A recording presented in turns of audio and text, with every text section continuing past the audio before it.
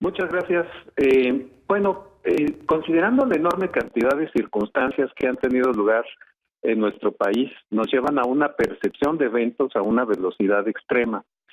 Tenemos, por ejemplo, los temblores del 7 y 19 de septiembre, el arranque del proceso electoral, el surgimiento de 48 candidatos presidenciales independientes, la formación ambigua del Frente Ciudadano por México, el inminente arranque de la zona de discusiones de la quinta ronda de negociaciones del Tratado de Libre Comercio de América del Norte, la oleada de renuncias y licencias de funcionarios de primer orden en pleno proceso de reconstrucción y saneamiento posterior a los terremotos, así como también tenemos nuestros casos locales que dejan cuentas importantes por resolver en materia de procuración de justicia, todo ello con un impresionante rango de falta de comunicación institucional que genera de las instancias de gobierno y de toma de decisiones hacia la ciudadanía. Un problema que subyace en la dimensión de la gestión administrativa y política contemporánea lo constituye la falta de credibilidad que ha generado la práctica de la gestión pública con resultados que no han sido atendidos de manera sustancial por parte del ámbito de los sectores gubernamentales. En este campo enfrentamos o desarrollaremos uno de los procesos más extensos en la historia reciente de las elecciones de nuestro país. Además de la presidencia de la República, se votarán 128 senadores y 500 diputaciones federales, 9 gubernaturas, entre ellas Jalisco y sus correspondientes congresos locales y presidencias municipales. El INE tendrá que emitir alrededor de 520 millones de boletas para atender a 87.159.000 mexicanos que están en el padrón electoral. Se estima que tendrán que participar 1.400.000 mexicanos que serán funcionarios electorales. Entonces, dentro de este rango de asuntos y de reto, deberían estar correctamente establecidas las instituciones que generen certidumbre y resultados objetivos de este magno proceso. Una de las instancias que constituye un elemento fundamental para el conocimiento y gestión de los conflictos que se van a generar lo constituye la Fiscalía Especializada para la Atención de Delitos Electorales, FEPADE, que es el organismo de la Procuraduría General de la República de México responsable de atender en forma institucional, especializada y profesional lo relativo a los delitos electorales federales. En este momento, ni la Procuraduría General de la República ni la FEPADE cuentan con titulares en sus cargos y el proceso electoral arrancó el 8 de septiembre pasado. Llevamos 2 meses de proceso electoral. La relevancia que tiene el hecho de construir esquemas institucionales sólidos constituye un factor crucial, porque con esos esquemas se trata de condensar en esquemas reconocibles para todas las partes en el proceso electoral y para la ciudadanía como parte del proceso, un rango de operación clara y comprendida por todos. Constituye pues un elemento fundamental en la construcción de una democracia que permite, al margen de los partidos políticos, darle una cohesión a la sociedad por su reconocimiento en las instituciones que se han creado para esos efectos. Frédéric Bastiat, en el siglo XIX, señalaba que una sociedad libre mostraba un gobierno simple y una sociedad oprimida mostraba un gobierno complicado. El largo y complejo proceso que ha desarrollado México desde 1990 hasta nuestros días, fechas en las que se formó el Instituto Federal Electoral, constituyó un momento muy importante en la nueva configuración del esquema de gobiernos de los últimos 40 años, es decir, el tránsito entre el siglo XX y el siglo XXI.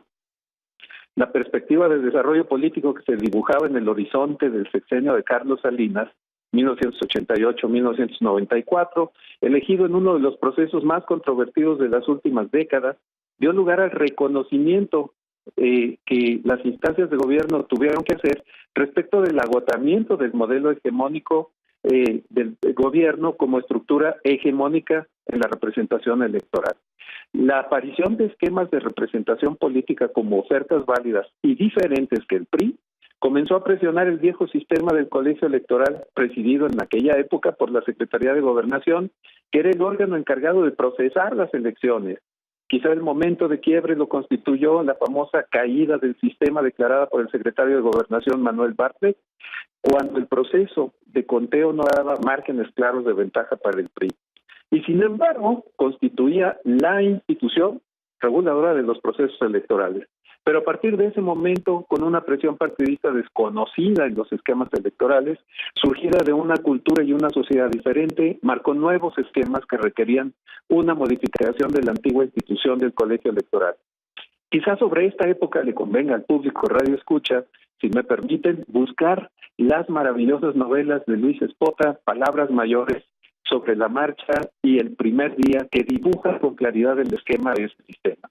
Precisamente el marco de un modelo de organización electoral que recayese en un esquema ciudadano permitía para esos momentos y permitió uno de los momentos cumbres del IFE para que en el proceso de las elecciones del año 2002 pudiese tener la legitimación al declarar que ganó la contienda el PAN con Vicente Fox a la cabeza. La evolución institucional del instituto contaba con 10 años de funcionamiento y ese proceso quizá constituyó uno de sus momentos de más alta apreciación ciudadana porque en los procesos electorales posteriores comenzó una zona de decrecimiento en la confianza sobre la objetividad del IFE. Tratar de establecer instituciones confiables ha constituido uno de los retos centrales en el desarrollo de la democracia mexicana. El alejamiento de instituciones como el IFE, ahora INE, de la base ciudadana de la que surgió, genera el escepticismo creciente al observar un complejo proceso de partidización de los consejeros electorales que generan mayores vasos comunicantes con los partidos políticos que con las bases ciudadanas. Consulta Mitofsky, en su análisis 2016, señala que por séptimo año consecutivo, la tendencia promedio de confianza en las instituciones mexicanas es a la baja, sufriendo en 2016 su mayor disminución y por primera vez son calificadas debajo de 6 en promedio, por lo que puede clasificarse en el nivel de confianza baja. Ese es el caso de la percepción que la ciudadanía tiene de sus instituciones. Por su parte, el informe Beltrán Juárez y Asociados, relacionado con el nivel de confianza en el INE, se señala que la creación del Instituto Nacional Electoral, que es ya bastante conocida, 64% y es bien vista, aunque sin registrar los niveles de aprobación que la media alcanzaba a fines del año 2013. Ahora 52% está de acuerdo, 9 puntos menos que en diciembre del año de 2015, en tanto que 37% se muestra en desacuerdo con la medida. Quizá uno de los momentos críticos han sido las incompletas y poco claras explicaciones relacionadas con el esquema de financiamiento de los procesos electorales y en consecuencia de los partidos políticos que le toca administrar al INE. Explicaciones que topan con una muralla casi impenetrable al plantear el INE que acata las disposiciones constitucionales. Parecería que esos factores han surgido de manera súbita e inexplicable. El resultado de este mal cálculo de comunicación genera desconfianza por parte de la base ciudadana.